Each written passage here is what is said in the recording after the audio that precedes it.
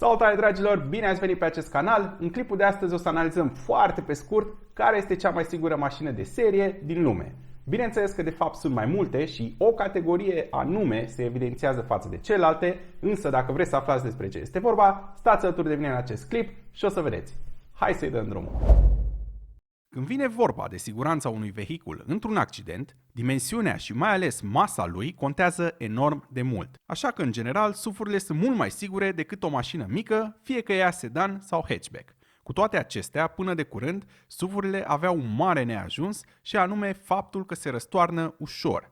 Însă, acest Tesla Model X, după cum puteți vedea, refuză să se răstoarne. Spre deosebire de majoritatea SUV-urilor care tind să se răstoarne cu ușurință, Model X continuă să revină în poziția verticală.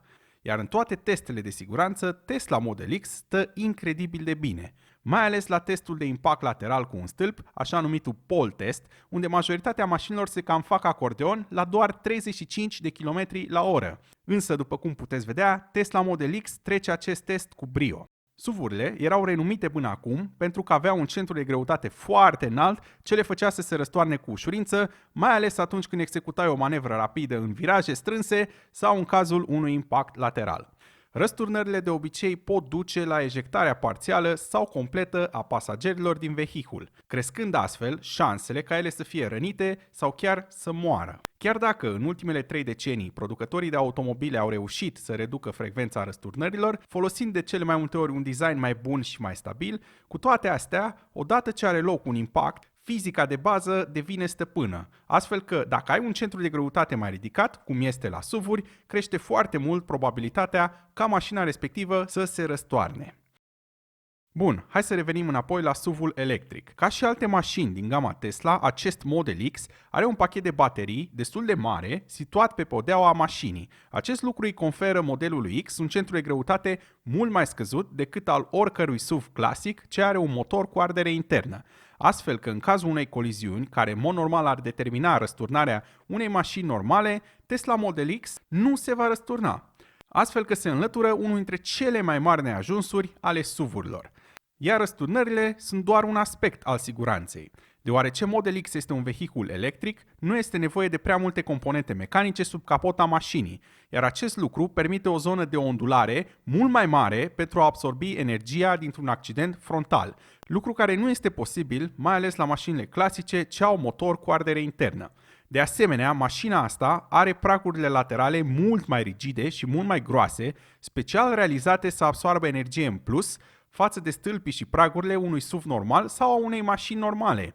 Iar pe lângă ranforsarea asta mai există încă o structura pachetului de baterii din podea, care împreună cu toate cele menționate anterior fac ca un SUV electric să fie super rezistent nu doar la impactul frontal, dar și la impactul lateral. Toate aceste caracteristici menționate până acum ajută la reducerea forței exercitate asupra pasagerilor și crește foarte mult protecția acestora în toate tipurile de accidente. Asta înseamnă că un SUV electric va fi mult mai sigur decât orice mașină normală. Acest design și ceea ce am spus acum nu este valabil doar pentru Tesla Model X, însă eu am ales această mașină deoarece a fost primul SUV care a primit o evaluare perfectă la testele de impact. În prezent, există și alte mașini electrice cu evaluări aproape perfecte la toate testele de siguranță. Eu nu sunt un fan al mașinilor electrice în general, însă acest aspect chiar este de remarcat. Bun, și acum că am aflat de ce SUV-urile electrice sunt mult mai sigure decât mașinile normale și devin practic cele mai sigure mașini de serie din lume la acest moment, singura mea întrebare este următoarea. De ce producătorii auto nu implementează aceleași structuri de rezistență care sunt mai rigide la toate tipurile de autovehicule ce le produc, astfel ca ele să devină aproape la fel de sigure, poate nu chiar la fel de sigure, însă mai sigure decât sunt acum și să ofere practic un nivel de siguranță asemănător cu aceste mașini care sunt mai scumpe? De ce producătorii auto nu realizează pragurile laterale mult mai rigide și mult mai groase și acel frame sub podea și la mașinile care sunt mici și ieftine? Nu înțeleg. Noi ăștia care suntem săraci și nu dăm 100.000 de euro pe o mașină, nu merităm să avem aceleași standarde de siguranță? O mașină nu trebuie să fie musai un vehicul electric de lux ca să întărești structura caroseriei. Lăsați și voi un comentariu mai jos și să-mi spuneți ce părere aveți despre toate cele care vi le-am povestit acum.